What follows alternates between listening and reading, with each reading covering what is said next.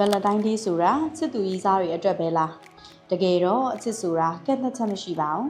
ဆရာဆိုင်ခန်းလိုက်ကတော့ပြောတယ်လူဆိုတာတယောက်စီမနေနိုင်တဲ့သတ္တဝါတွေပဲတဲ့လူသားတွေကတယောက်ထက်ပိုလာတဲ့အခါမှာချစ်ချင်းမြတ်တာတွေကတည်ရှိလာတတ်ကြပါတယ်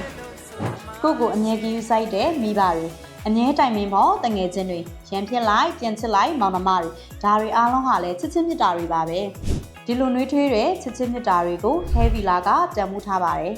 ဒါကြောင့် Heavy လာကဒီလိုချစ်ချင်းမြတ်တာတွေကိုအတိအမဲ့ပြုတဲ့အနေနဲ့ promotion လေးတစ်ခုစီစဉ်ထားပါတယ်အနည်းဆုံး2ယောက်လာတာနဲ့ကောက်ဖြောက်ဆို normal treatment ကို 25% discount ဒါအပြင်လက်သက်လှလှလေးတွေလုပ်ချင်တဲ့ချစ် BB များအတွက် buy one get one promotion ကာလလေးကတော့1ရက်2လ2026မှာ14ရက်2လ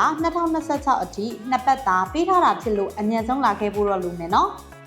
ဒီဗလက်တိုင်းမှာပိုပြီးလှပသွားအောင် Heavy လာမှာချစ်ရတဲ့သူတွေနဲ့အတူတူ